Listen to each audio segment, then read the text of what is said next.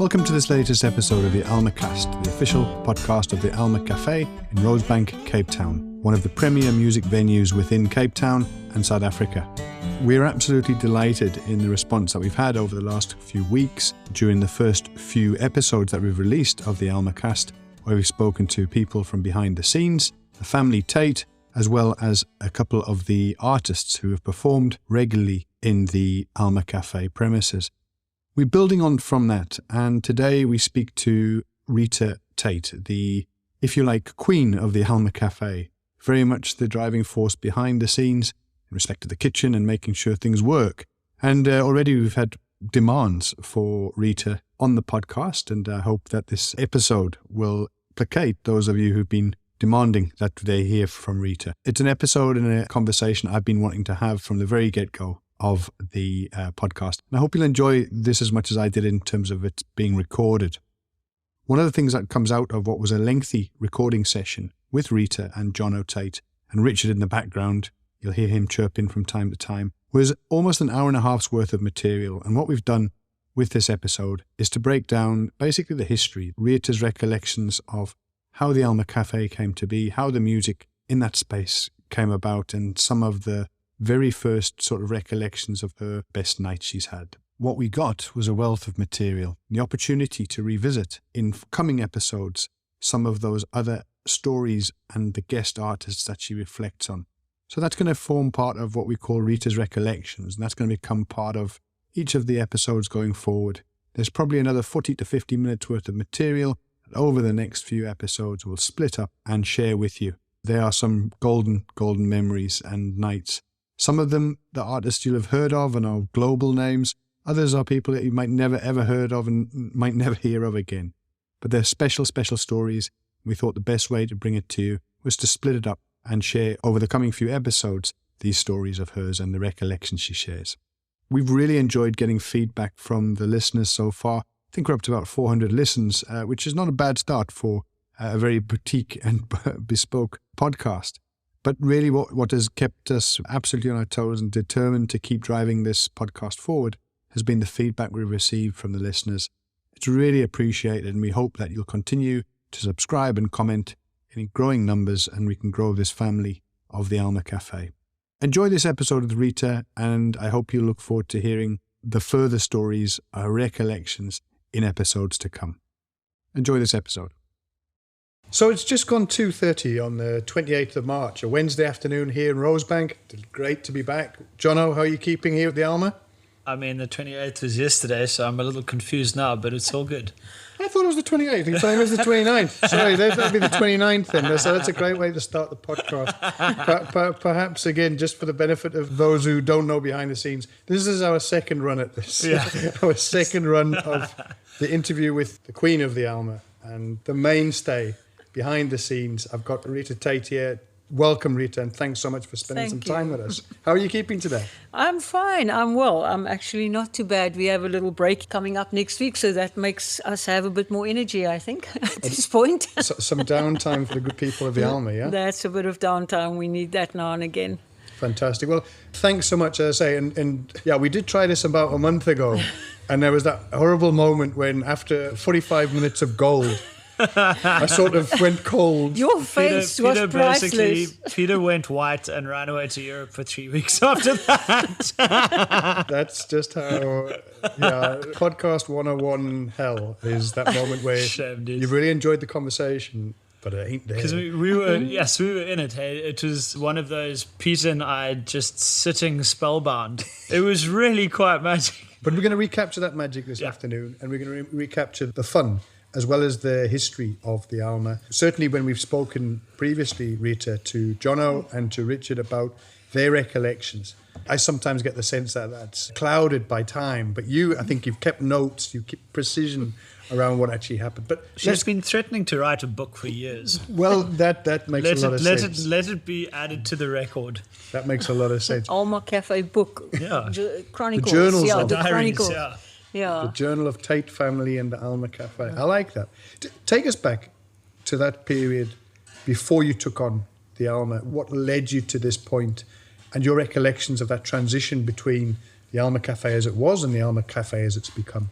This was a landmark cafe in this area for many years, a typical bubby shop, which I think translates to where you can buy anything you need as an emergency, and very well loved by communities. Richard was very aware of the cafe as a child because he grew up here.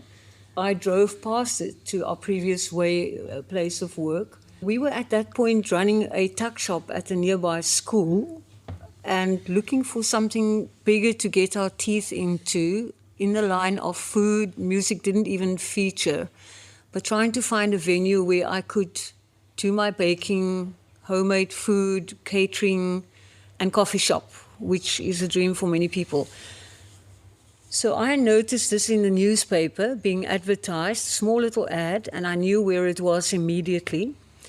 I went and dropped Jonathan on the M5 to be picked up for a choir practice of all things, and decided I'll come back from the M5 drop-off point and swing via here and come and just walk in and see what's going on here, because it always appealed to me, this tiny little building on the side of Liesbeek, and walked in and found this very sad-looking lady behind the counter.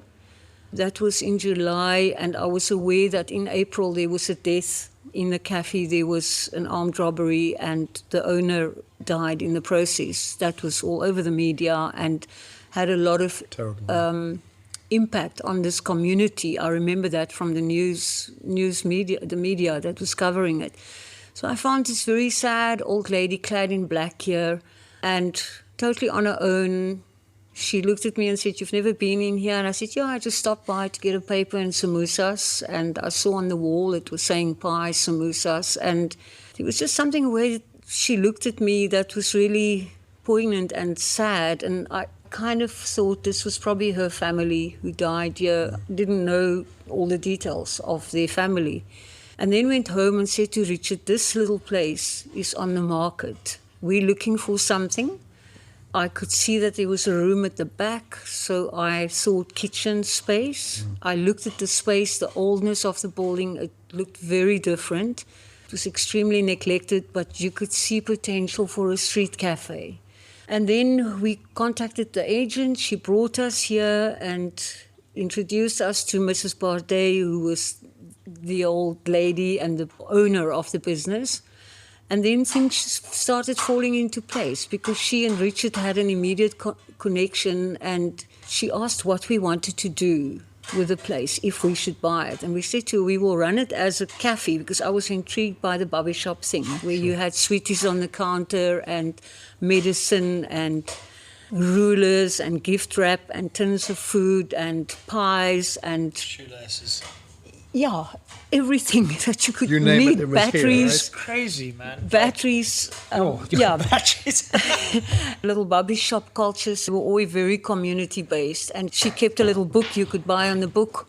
If you were sick, if she knew someone's girlfriend was sick, she would send soup that night and say, "Come fetch soup," or "Come fetch a roti." She was cooking for people. She was looking after people. They were aiding a lot of street people. She was just unbelievably kind-hearted, and the community adored her. And her husband died young, and she and her son carried on with the business, living next door with a door adjacent to their house from the shop. He married, stayed on with his mum, had 3 kids, all next door. So it was incredibly family-run for them, and she knew everyone, and people knew her. She was known as Mrs. B, and she was just absolutely adored. And when her son died in that tragic armed robbery, her world fell apart and the community went into absolute shock. We heard later that the amount of flowers, letters, just condolences poured in here. Most of the community, being a Muslim funeral, attended on that same day or the next day. He was buried according to rituals. A lot of the community went there. They were part of this community. Understood. So she was left behind with one guy who's like an adopted son to her to run this cafe, but her heart was shattered. And her kids started forcing her to let go because they felt she wasn't safe here. She couldn't run all the bookkeeping, all the admin. She was like a broken bird. And something in, I think specifically when she met Richard, it was her only son who died. She just latched onto him and they had an immediate connection, which was very strong. And in fact, when we eventually said, this is what we want to do, music was way off. It was not on the horizon. We wanted to carry on with a cafe and turn it into a deli coffee shop, which was a bit of a dream for me. And I did quite a lot of catering before that, so kind of knew that side of to do that, and having this love of baking, and I thought we can do something very interesting here, like an Afrikaans tuisbedryf, a home industry. And when she eventually decided that we can buy it on that basis, she turned other people down. She made it a very personal change into our name and into our hands. She still stayed here for a year after we bought it, and he would pop in every day and sit on a chair on the stoop and spoil Richard, bring him tea, make him very hot prawn curries and rotis and stuff. I think he was a substitute son. We also got to know her and really care so much for her and met her whole family. And after about a year, her family said, okay, it's time to move. It's not so safe. We want you to come out, because the guy who died's family moved 2-3 days after his death. His wife could not cope emotionally to stay here because of the trauma and pulled herself and the kids out. So the old lady was alone with the adopted son. And then, that's how we got it. That's how it came to us as part of a tragedy, really. The cafe was, at that place, very dark. They had no windows in the side. The front glass was all painted up. People didn't actually realize there was glass in front. It was painted over. It was very dark in here. Dark, yeah. So we've decided we're going to renovate. We need to bring light into this place. It was covered with burglar bars, with that fine chicken mesh from top to bottom. It was very claustrophobic. Completely impermeable. Yeah, and we had 2 public phones on where the little stoop is now. That was the business place for dealers. There was a bit of a drug trade going in the area, and ladies of the night, and they all used those phones. Remember cell phones? Not everyone had cell phones. I think there's a photograph on one of the Facebook page. Because then we had them moved to the side. And then the police said to us, you want to be safe here, put windows in, you need visibility, and you need to get rid of those phones, because these guys can see in, because we opened everything where you couldn't see in before. You could only see when people came in the door. We tried to let light in and open it up. And some people in the community didn't like that the face of the place changed and came and criticized us badly. We're still being boycotted by people in this community. During COVID, I had a member of the community, like on WhatsApp, get hold of me and go, When we were doing takeaway food, or... Well, no, when we did the market and started opening the coffee shop, and he's like, you're going to fail because, you're not giving the community what they want. And I went, okay, well, what is it that you want? No, we want our supply store back. It's like, mate, 20 years. Yeah. At which stage do you move on? Yeah. Also, those little shops played a huge part, but they died out because of crime. They all died out. I think also the garage stores. The garage stores took over. And now delivery. Now deliveries, dash this and 60-second that. So it would have died out. And we found, in fact, that a lot of people stopped coming in here because they were fear-driven. They were really fearful of this cafe. It's like the cafe caused the murder. They wouldn't come in here. They would be too scared. We could see it in our bookkeeping, how things dropped because people were scared and they were sad. It was just a human reaction to what happened here. I think also people saw us as a bunch of like bougie, not locals coming in to gentrify. And to mess their cafe up and to get rid of their cafe, And we didn't for years. We carried on. Just as much trash as the next person, Selling loose cigarettes and chappies and groceries and eggs. We're going to have an intervention here. And I'm going to add something in. When Mrs. B and them took this cafe over, she told me that there were whiteys living in this area who used to moan and rave at them and tell them, you're going to get rid of you bunch of charas, you this, you that, you whatever. We're going to get you out of here. Okay, that's how racist this community was when they moved in. Okay, so in a weird way, there was a cycle, it was a repetition. When we moved in, whatever, after Mrs. B and them had become so beloved of and by the community. Hey, people are weird. Hey, people are really weird. So that's just my little interjection. Thanks for the intervention. Bye-bye, Richard. It was nice to have you on again. They thought they now had a bunch of hippie drug dealers probably with our long hair and our skirts and our patched jeans, yeah. It was quite interesting to see that, and it was hard not to get the support that we were hoping we would get, and things were dire financially because we had a budget, and trying to fix this place from the dark hole of Calcutta that it was to what it is now cost a lot more than we envisaged. And it took much longer, and the city council dragged their heels about our plans and about it's a heritage protected building. I was going to say, this building's what, 110 years old now? More, I think. Yeah, the building's very old. Yeah, so 60 years is the threshold. So we had to go through many hoops. I mean, I wasn't aware of it. I was a kid, but I kind of know the apocryphal tales. And I think, what is it, our plans got held up for almost 5 years in council? No, it wasn't that long, about 2.5 years. I'm thinking of the entertainment license. 3 years. Oh, yeah. Yeah. The council loves to... Yeah, the council appears to love to hate us. Our building plans got lost. Our entertainment license took 5 years. It was a nightmare. Yeah. I was trying to get anything through. Well, initially, the whole idea was coffee shop and cafe. The coffee shop struggled until the music thing started, where Richard would have given you quite a lot of background on how that kicked off. Richard described that transition of saying, look, it's actually, we need to make a transition, otherwise we're going to go down. We're going to go down. And it was just how things happened with Blacksmith for, coming in and giving us a bit of a kick and say, listen, guys, you've got a room here. Lawyer Graham. Well, he played with Dad in that little house band, in that little campfire band they had. And then Blacksmith heard about it and they were looking for a place. Yeah, but and that was the first pro band that was like, we hear you doing music, can we? And boom, So the beginning was hard.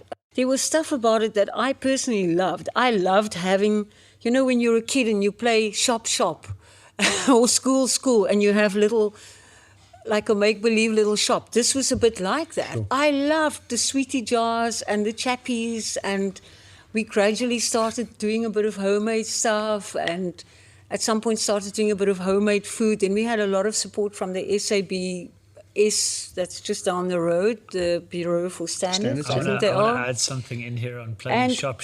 I remember part of my childhood adventures was going to shops like Macro.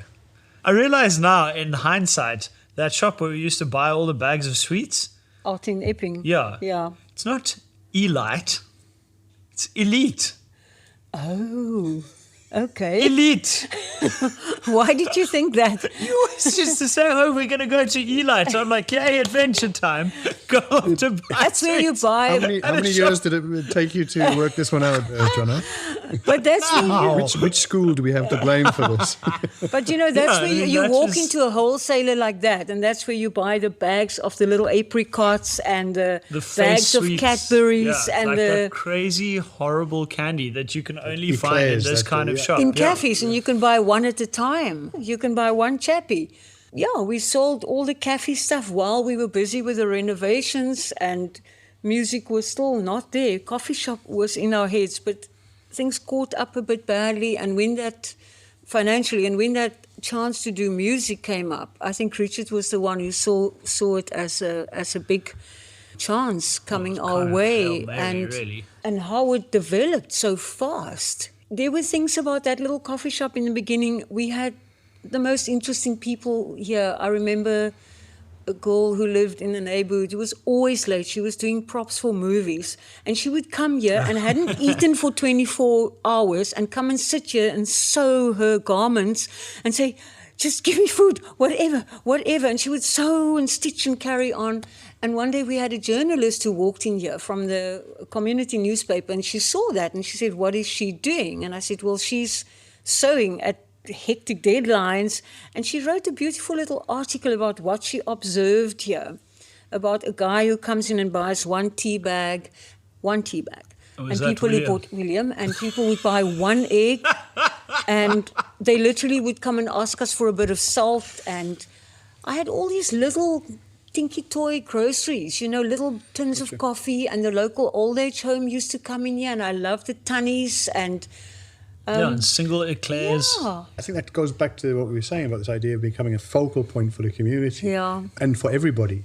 Those who can't afford to go and buy the full packet of tea bags at 100 at a time. Yeah. It But he- played its Yeah. role. One Or for couldn't 50 even cents. buy 20, could buy one for the day, and Yeah. that's what he could buy. And an apple. William always bought an apple as well.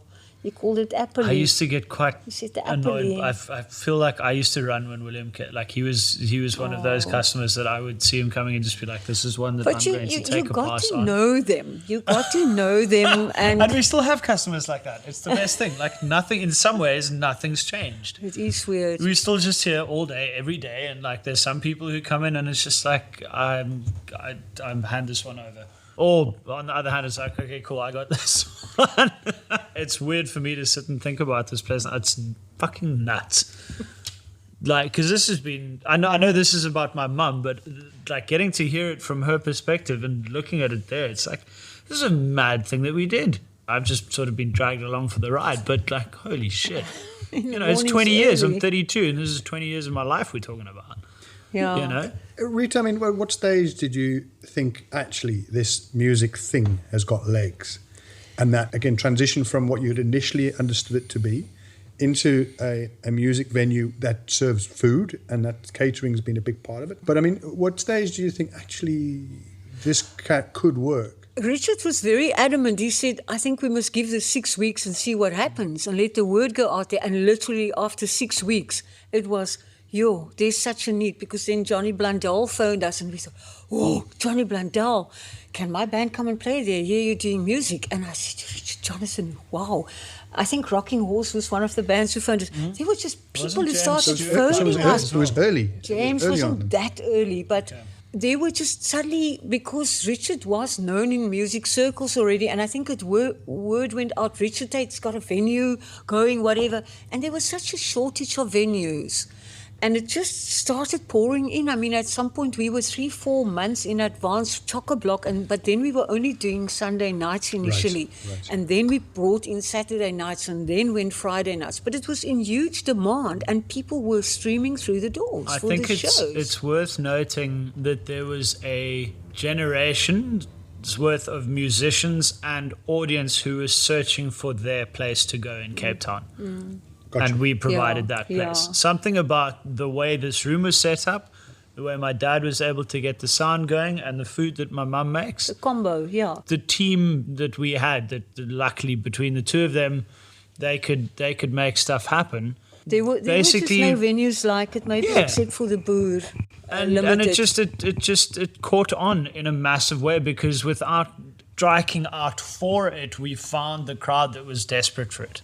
There's a lovely German word for this. It's not Schadenfreude. Read my It's mind. Zeitgeist. Yeah. He just tapped into we had the right thing at the right time, in the right place, with the right musos, right band. It was that perfect confluence of just sometimes you can't plan it. You can't. It's almost like God is waving an invisible wand to say, right, I'm going to give you a fucking break.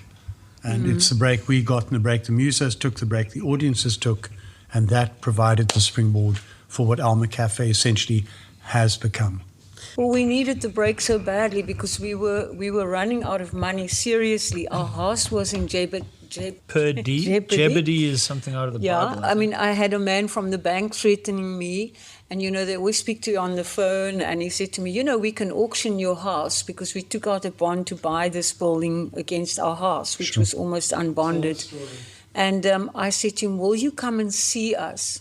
And he said, I don't go and see people, I consult on the phone and blah, blah, blah. And I Sounds a real charmer. somehow convinced him and said, could you please come and see us? We're just starting with live music. We are going under, and I know our bond hasn't been paid for 2 months, but we are trying so hard. Can you come and see us?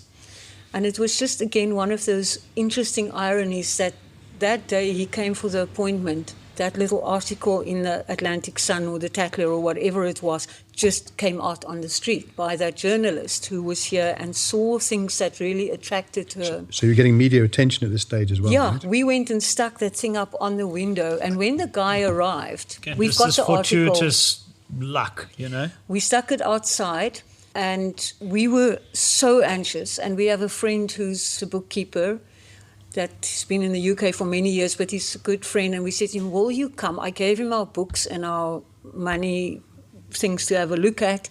And he said, I'll come and join you. So when the guy came in, he had a cigarette on the smoke and smoke on the stoop. And his eye caught that little newspaper article, and he read it. And in that article, it mentioned they are going to move into music. There's suddenly a new thing opening up here. And he came in, and we introduced him to our bookkeeper. And we had this conversation here. And we were having the coffee shop and the selling things then, and it sometimes were very quiet. And that day, there was some angel at work who just sent feet through this door. We had a little American student who found us and used to sit and work here and actually ended up singing with Jonathan and his mate on open mic night, Susie from the States, who fell in love with this place completely. And we said, Susie, for some reason it's getting very busy. Can you open, I'll show you how to open the till. And she said, oh, I'll do my best. So she ran the till, having never done that in her life, selling things. Richard and me and this bookkeeper talking to this man from the bank. And he said, it has been quite remarkable to come and see a place. Something about how you told me over the phone made me break all my rules and come here out of my executive little office and come and sit here in your cafe. And I can see why you are excited. And the sun was streaming in here. It was just like a synchronicity that was amazing. Fate and he phoned us the next week and he said, we've decided to give you a 6 months break. Yeah, grace. So that was the thing that helped us pull through hugely. And the tail end of that story is that I found that paperwork during hard lockdown when we were, like many people, clearing out stuff and cleaning and whatever. And I found this letter with his name on. And on an absolute whim, I called him and I caught him in a car and he said, I'm just pulling off. Of course, I remember you. You had a little cafe in Alma Road. And I said, I just want to say to you where we are now. Okay, we're going through the hardness of COVID and all of that is happening, but we are still here and this is what we did. We built up a very well-known little music venue that's very popular and we kind of surviving COVID by hell or high water. The guy cried. He pulled off the road and he said to me, I'm sitting weeping. Thank you. Why did you call me? And I just said, because I found the paperwork when I was clearing up. And he said, you don't know what it means to hear this. And that was, you know, that's the kind of things that I think makes up the stories of this place. That's the stuff that can make a book. And he still said to me, do you want to write the story for me so I can put it in the bank magazine or something? And I said, no, I'm a bit shy. It's just between us. I just, like years later, just want to say thanks to you again. And you helped us survive and create a life for 3 people and gave a lot of joy to many people who come here. So it's funny how things happened that day, way back, when Susie was behind the till and he was here and the newspaper article was on the door. Why? Fate, serendipity, all of those words, I guess. But it's a beautiful. Why it's so it's a beautiful story. fucking hard on some Wednesdays. I think, you know, one forgets about that stuff, but there is something that makes you carry on, even if you had a hard weekend or the shambles fell apart on stage. It's not been an easy ride, but the positives are still always more than the hardship. The one thing I've taken from the conversations that I've had with Jono and then with Richard and now yourself is the effort that goes in. And I've made the point that often as a guest, member of the audience, what you see is something that works very efficiently, slick operation. You arrive, you pay, you have a great show, and you go home. But the actual effort of the booking, of making sure your artists are here, that you've got a program of events, the food, the worry that comes with it. And, oh, by the way, running a property, which is basically what you're doing. And it's an enormous effort. And I think sometimes we certainly, as the audience, probably take that for granted. And it's probably part of the magic of this industry. But certainly I don't take it for granted, having had these conversations. Tell us a bit about the kitchen there, Rita. I mean, that's obviously a place. Is that a happy space, or is it a cursed space, or can it be one of the other, depending on what day it is? The black hole where the cutlery disappears into the rubbish bin. The kitchen is not easy. That's true. We do a bit of a superhuman thing, I think, the two of us there, and sometimes it's very hard and very stressful, and the pots and pans literally fly, and I don't know how often the audience can maybe hear it. I think Jonathan, if he's here, he just puts the music louder. But it is stressful. Any fast food cooking, and again, that was a lot easier before COVID when the meals were included. We knew how many people came, how many meals we prepared. Now, with the orders, everything drags out.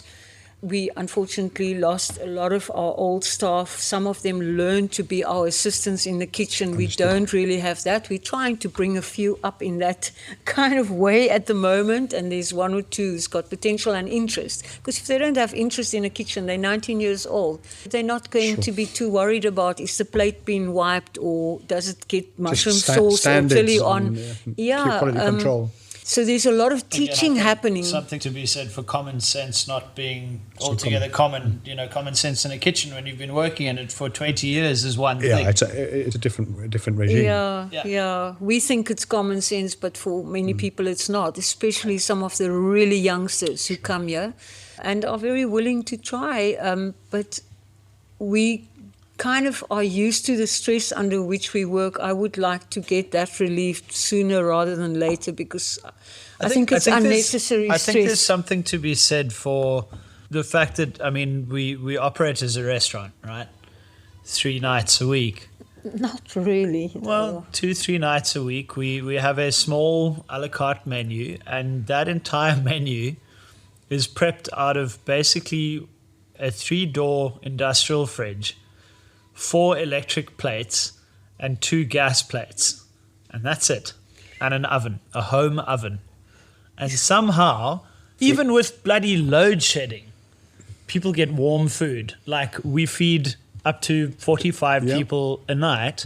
When we have load shedding between 6 and 8 sometimes. Yeah, like during dinner service, these two, my mum will plan it so perfectly that between the two of them, they can get warm food out to 45 people over the course of an hour-long dinner service. It is a magnificent effort. They're sometimes terrible human beings making it happen, but I think that always does get forgiven in a kitchen where it's hot and uncomfortable and very pressured. So I know my mum's not going to want to talk about it too much because she's as humble as she is, but she's like beyond incredible in the kitchen at what she does. Being able to do that is like superhuman, is the right word. It shouldn't be able to be done. I have friends who are chefs who come in here and they go, what do you mean? It's like, well, they make it happen. Yeah, the Swiss people, I think they were stunned. They run like restaurateurs. European They've got 4 or 5 restaurants. Like, they asked to come and see the kitchen when he told them, and they couldn't. The guy couldn't believe impossible. It. He said, "You can't." Because there's no modern gimmicks and I mean, load shedding has just made that all much worse. I want to give you one more example of the kind of thing that excites my parents. There's a piece of food gear from the 80s called a Magimix food processor. The excitement on these two's faces when somebody let us know that they'd found a second-hand one that was untouched. So they now have a brand new Magimix in their kitchen. This is the best thing. Well, Richard was running the old one with matchsticks and standing there and talking to it and coaxing it and swearing at it. And I wasn't allowed to touch it because I would mess this fragile thing up because it was about 40 years old and it was breaking. And to buy a new one, we Googled it. They exist, but they are phenomenally expensive. And this friend of ours, he scouted one in a second-hand shop for us for like a couple last week. $100. And he sent a photo and he said to Jonathan, I think this is the right thing. And I said, tell him to get it right now. Yeah. Right now. So it is very... And he took it home. I said, why are you taking it home? He said, it's too precious. I said, no. I'd bring the mixing desk as well as the mixer if I could. No, so he kept on saying to me the first time, listen to how soft this thing is working. It's so brilliant. We work quite primitively. Like, we chop things by hand. We peel things. We don't have staff when we prep either in the daytime. It's just the two of us. Walking in the other day, when you realized that you could grate carrots on that machine, that other machine of mine, instead of by hand, I was so excited. You would grate a kilogram of carrots by hand, and then the other day realized, oh, hang on, I've got a machine that's got an attachment. Forgot that I had an attachment. Back in 13 years. Hashtag technology, right? We are probably dumb. I suppose those moments are magic. Sure. They are. It's nice to sit and have a laugh about.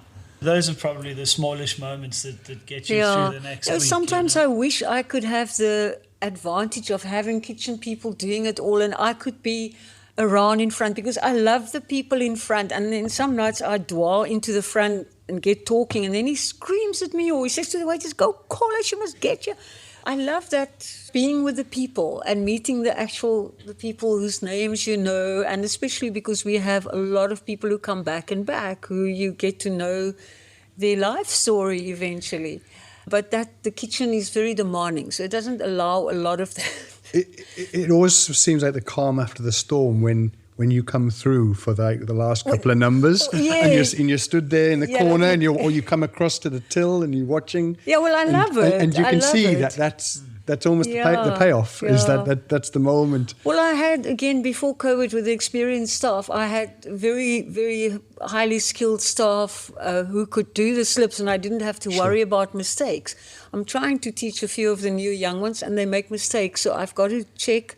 I've got to be there. But I love watching the music. Sure. For me, it's also a highlight to stand and watch the music some nights, and I try and grab it when I can. On that, when I've spoken to Jono and to Richard, they at times get quite casual about either their performances, or that they remember or don't remember, or the performances that they've watched. And I've always got the impression that you've taken a lot more notice of who's come through and what have been some of the great nights. And maybe that would be really great to hear from you. Yeah. What have been those evenings that for you have been so special? Okay, I should have revised my list. Was it the shambles on Sunday, for example, knowing how much Jono enjoyed that? Look, I mean, there were many highlights. There were stuff like having Albert Frost for the first time, complete high. Valiant Swart, I had an absolute dream, wish to have that guy, because I love his music, and someone gave us a lot of his CDs and we used to play it here till death, and Richard and Jonathan loved his music as an Afrikaans singer. And then I can't remember how we got Valiant. But my sister and husband lives in Stanford, and he lived there for a year and played in the local pub. And I think we just contacted him. That first night when that guy played here and this place was packed, and Jonathan was hopping up and down in the kitchen when he started playing, and he said, Valiant Swart is playing on the stage. There's that song from Donker Maan or Donker Vallei. Koos Kombuis was another one. For me, some of the big Afrikaans guys. These are foundational names. I mean, the night we first had a group called, you might not know them, Radio Kalahari Orkest. They are a complete eccentric bunch. They were started by an Afrikaans actor called Ian Roberts, who was a very, very fine, acknowledged actor, but his dream was to be on a stage and play. Basically South Africa's Johnny Depp. Yeah, but they have an amazing band, and if you listen to them... Rian Malan was the other prime mover of that band. It was Rian who got the band going. That's right. The Rian writer. wrote the... But even someone like the first time... PJ. Yeah, but some from the early people, when Wendy Oldfield and Lionel Bastos came here, yeah, Wendy was I a big was one. stunned. I just thought, Wendy Oldfield, I know her from the 80s, 90s. Here, these two came with this guy, Lionel Bastos, and before that, he contacted us and asked us for a gig. But then I think he and Wendy came first as a duo. Wendy and Lionel and? Just the two of them came Who's first. the other person you're talking about? Lionel. I said, Lionel contacted us for a personal gig as well. And I didn't know who he was. Richard knew his name. And I said, what have you done? Like, what? I said, I played with Johnny Clegg. And won a few songs. Okay. The same was with Nick Turner. When I got Nick Turner on the phone and I didn't know the name, what was his big band? Sons of Trout. Sons of Trout. And he said, well, I was in Sons of Trout. I said, oh, wow, okay, I know that band. That's how these bookings happened. And having those people in here for the first time ever. But it was not just the bigger guys. It was the smaller people as well. It was the discovery of some incredible people. He knew who James Stewart was immediately. The guy from Plush phoned me one day. And I remember I said to you, Plush. My goodness. Okay, really? Wow, people. Robin Auld was also quite a Robin big one. Auld was a big one. And the Radio Rats, one of the that is gigs cool. of all time. Yeah. There were just so many, and I can't say what was favourites, really, because they all special. This is where we leave Rita's recollections on the guest artists that have performed over the last decade and more at the Alma Café. And we'll pick up on these in coming episodes through what we'll call Rita's Recollections. That'll be an insert for each of the episodes where we'll look at one or more of the guest artists that have played and the recollections, what made it such a special night. So we hope you enjoyed and got a taste of what's coming and what's in store for you in future episodes. So now we begin to wrap the conversation at the end of that afternoon on Wednesday, the 29th of March. Rita, I think there's so much. I mean, we could continue for hours and hours more, but this has been fantastic. And thank you. Thank you, on the one hand, for revisiting the history, which is, I think, where we got to before I realized last time that the red button wasn't on and then we had to start all over again. How many times have you checked? I've checked this a million times. Every 2 seconds. The reflections you've given us on those nights, I think that's a lot of what I'd always imagined the podcast could be about, is about reflecting on some of the great nights that have gone down, and you've certainly helped shape a lot of that. So thank you for sharing that. And thanks for all you do for us as the audience and the guests of the Alma. It doesn't go without notice the amount of effort and time and prep that goes in behind the scenes. And thank you for running such a tight ship. Thank you. Yeah, no, it's a pleasure. It's always, I think, when I have those times to slip out and stand and just quietly watch the audience and the happiness, that's what makes it. That's what makes it all worth it. And when they start, like, we want to thank her, she's hiding behind the coffee machine. I normally run away because I'm very shy. But yeah, the place has got some magic. There is some magic that happens here with the music, and that we will carry on till we can't anymore. Sometimes I feel that time is close because of just age and tiredness and just the whole industry that's not easy. But while it goes, it goes. And Jonathan must just grow up quickly now so he can take it on. That means he must get someone who can cook in the kitchen. I'm now looking at Jono's face, and I'm not quite sure how to interpret it, to be honest. One can do it without food. You can. You can just run it as a music venue with drinks, but you'll have to hike the price hugely to make it through financially. And that's why the food is always there. And I think, people, that combo works. I think it does work. One thing that I think will work is that book. I hope you get a chance to sit down, put some of this, even if you do it via audio means, record your thoughts, and then get it transcribed. But all the best, Rita. Thank you to you. All the best, and we look forward to picking up some of these things with you. Thanks in very much. a couple of episodes' time, we'll come back to some of this. And please edit lots where you have to. Not a chance. I still am not sure about all this going out in public, but so be it. Let it fall where it wants. Thanks very much. All the best.